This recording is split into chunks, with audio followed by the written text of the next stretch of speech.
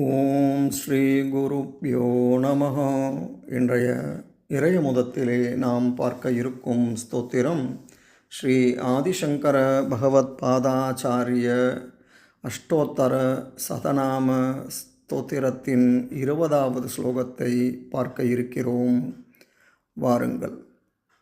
த்விசப்ததி மதோச்சேத சர்வதிக்விஜய பிரபுஹு काशाय वसनोपेत भस्मोद्धूलितविग्रहः द्विसप्ततिमदोच्चेत सर्वदिग्विजयप्रभुः काशाय वसनोपेत भस्मोद्धूलितविग्रहः द्विसप्ततिमदोच्चेत सर्वदिग्विजयप्रभुः काशाय वसनोपेतो பஸ்மோத்தூலித விக்கிரஹ.